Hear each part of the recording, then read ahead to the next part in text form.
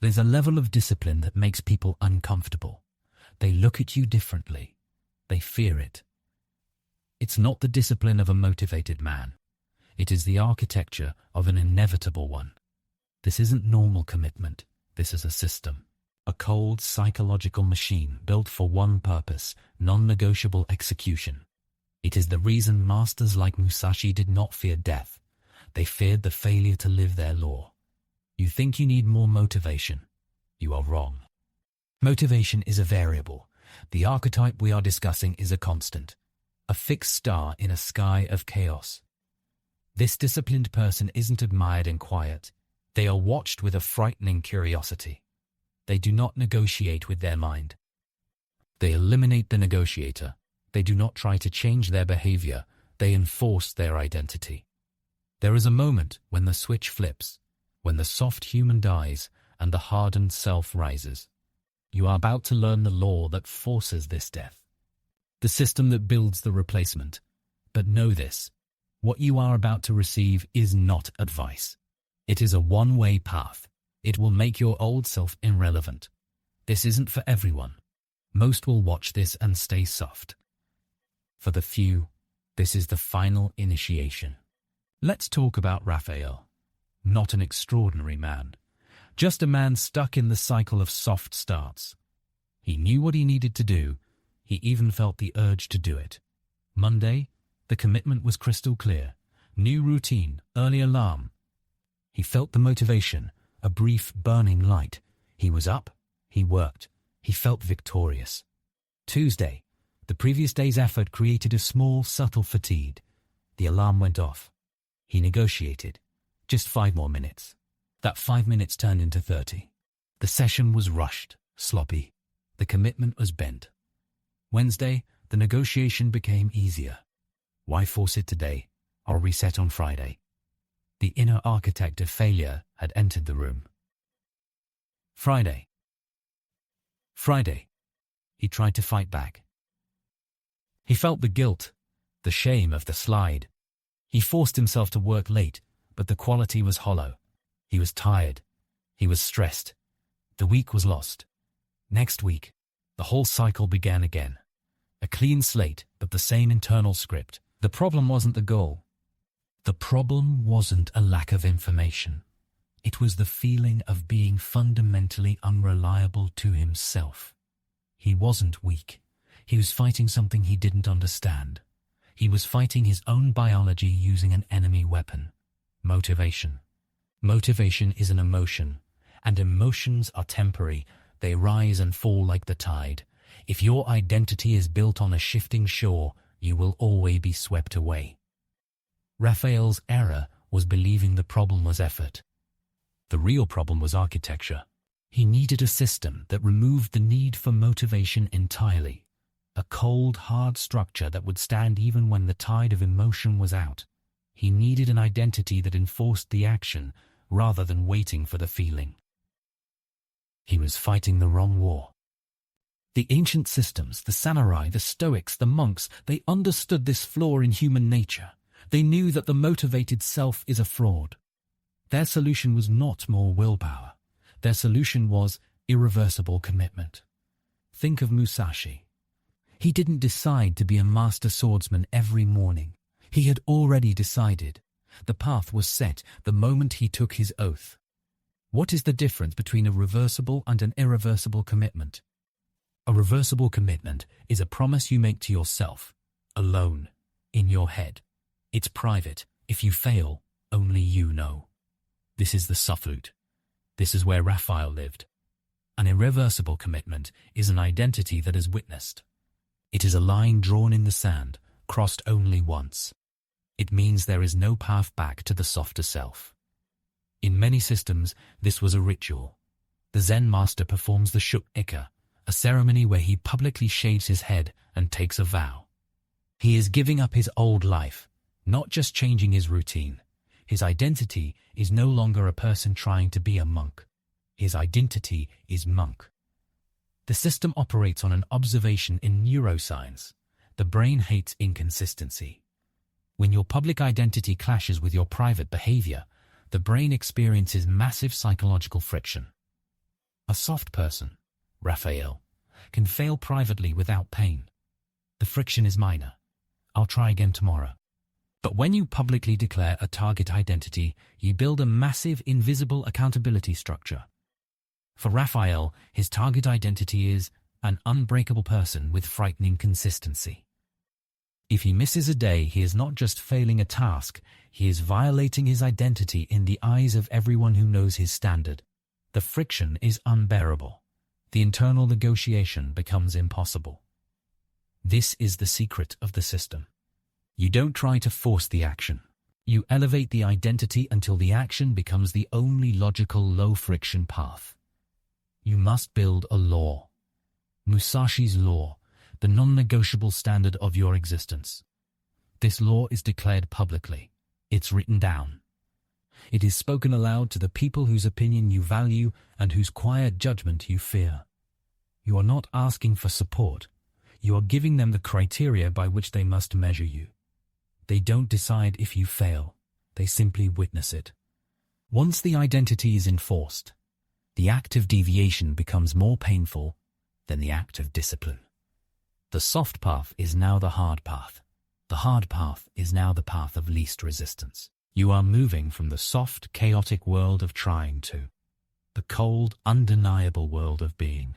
Even with an enforced identity, the system doesn't promise perpetual ease. It promises inevitable victory, but only after the internal war is won, every single day. You have declared the law. You are the unbreakable person. But the old brain, the comfort-seeking, energy-conserving animal, doesn't care about your law. It only cares about the path of minimum effort. This is where the internal war rages. The alarm screams at 5 a.m. You are lying in bed. This is not a time for action. The comfort-seeking self immediately starts the mental dialogue. It tries to conserve fuel. You had a late night, you need rest, you'll be more effective if you start at 7 a.m. It's raining outside.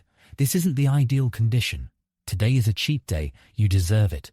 You already crushed it yesterday. One missed day won't kill the goal. Remember the long game.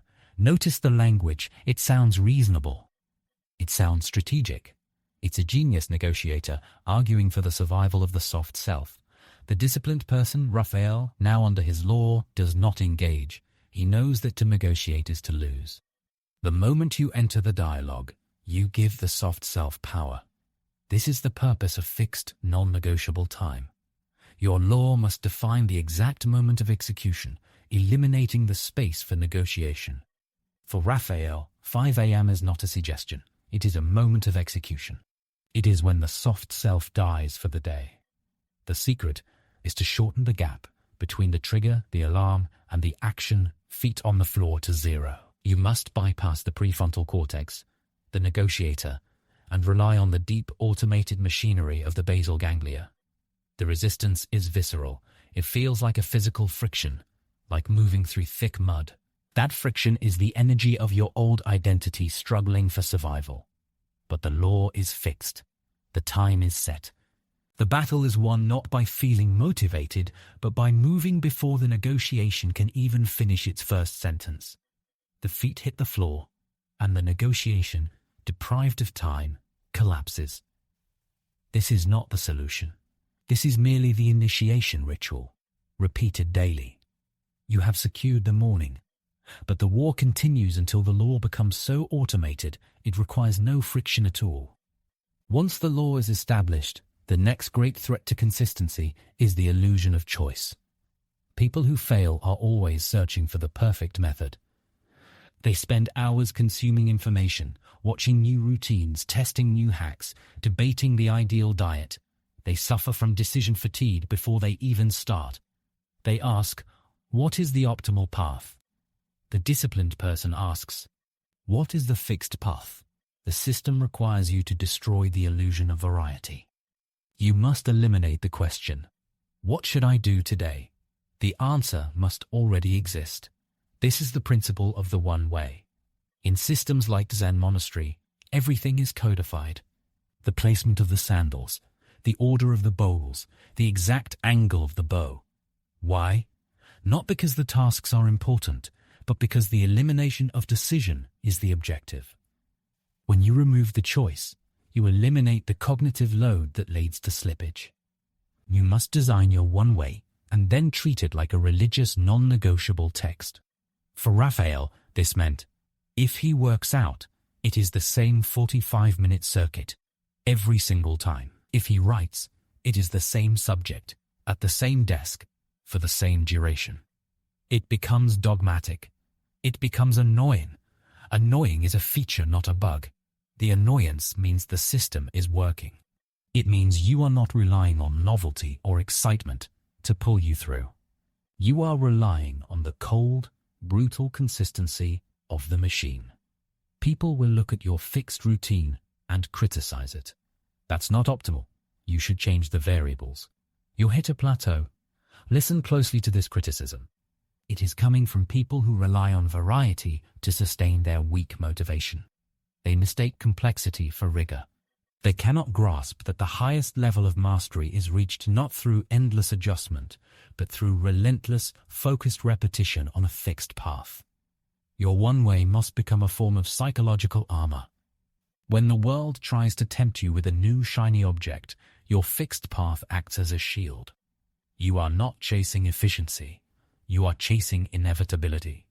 The moment you start adjusting the one way based on feeling, preference, or minor external feedback, the soft self has found a crack in the armor. The law is simple. The way is set.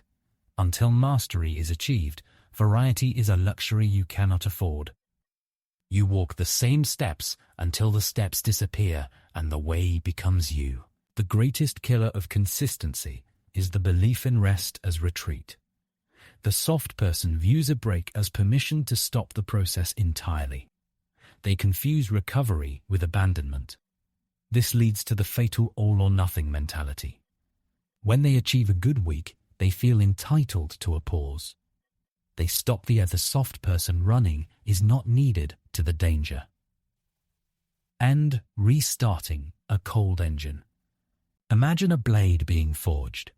The hammer does not strike the metal only when the smith feels motivated. It strikes. Rhythmic. Continuous. If the striking stops, the metal cools and the work of softening begins immediately. This is the principle of Guji. Continuous practice without gaps. The goal is to maintain the current. You are a river. You do not stop flowing because you have reached a calm pool. You simply adjust your speed. When the body needs recovery, you do not stop the practice. You scale it down. You introduce the minimal effective dose. If Raphael's law demands a 45-minute intense workout, his recovery day demands a 5-minute plank, or 10 perfect push-ups, or a 15-minute walk, performed at the fixed, non-negotiable time. It is not the intensity that matters on this day. It is the continuity of the system. The purpose of the minimal dose is not physical gain. It is the psychological victory of execution. It is the ritual of identity enforcement. The small action keeps the neurological pathway open and hot. It prevents the soft self from believing that the system can be turned off. The fire must never go out. It can be banked low, burning gently, but it must never be extinguished. If you are fatigued, reduce the action. Do not reduce the commitment. The only way to fail is to allow a 0 day, a day where the commitment to the law is violated entirely. The river always flows. Even if it's a trickle, it is always moving forward, maintaining the direction, enforcing the inevitable path. The soft person is defined by their response to the unexpected. They encounter an obstacle, a sudden illness, a major stressor, travel, and their system collapses because they need to make a decision under pressure. The disciplined person has already solved the problem. The highest systems, from elite military units to monastic orders, do not wait for chaos to arrive. They operate on pre-solutions. A pre-solution is a detailed, rehearsed contingency plan applied to every probable threat to your law. It removes decision-making under stress, minimizing the drain on prefrontal resources, what neuroscience calls decision fatigue. The soft brain must ask, "My flight is delayed. How do I squeeze in my workout? This question is a high-energy mental task, and often the answer is, I'll skid it. The unbreakable person has a written, enforced if-then code. Your one way is the law. Your pre-solutions are the case law, defining how the law is upheld in extreme conditions. Case 1. The travel interruption IF. I am traveling and my schedule is unpredictable. Flight delays, early meetings. Then, the law moves from a fixed time 5 a.m. to a non-negotiable time window, 4 a.m., 8 a.m. The action is reduced to the minimal dose, 10 minutes, body weight only. It must be executed before I check my first email. Case 2. Sudden sickness injury. I wake up with minor fatigue, a cold, or a muscle twinge. Then, I reduce the intensity to 0. The law shifts to 10 minutes of walking, meditation, or stretching, performed at the fixed time. I do not skip the ritual. I enforce the continuity, not the intensity. Case 3. Social pressure. IF. A friend-colleague invites me to an event that overlaps with my fixed work time. Then, I state, without apology or explanation, I have a non-negotiable commitment at that time. The commitment is my identity. It is not a flexible appointment. The monastery doesn't debate what to do when the bell rings and the monk feels tired. The bell rings, the monk moves. The answer has been decided for centuries. You must build this certainty into your own system. Do not wait for the unexpected to force a decision. Anticipate the slippage points. Write the code. When the chaos arrives, you do not need to think. You simply refer to the pre-solution. The soft self is denied the opportunity to negotiate because the answer is already fixed, cold, and impersonal. There is no discussion. The answer already exists. The moment of transformation is subtle. It does not arrive with fanfare or a sudden burst of motivation. It arrives when the friction finally drops to 0. The soft human Raphael is dead. He was killed by the relentless consistency of the law. He doesn't wake up feeling motivated. He wakes up feeling neutral. The alarm is not a trigger for negotiation. It is a cue for movement. It has become a reflex. The target identity, an unbreakable person with frightening consistency, is no longer a goal. It is an operational description. This is the death and rebirth cycle. You killed the soft self through irreversible commitment and replaced it with a machine of certainty.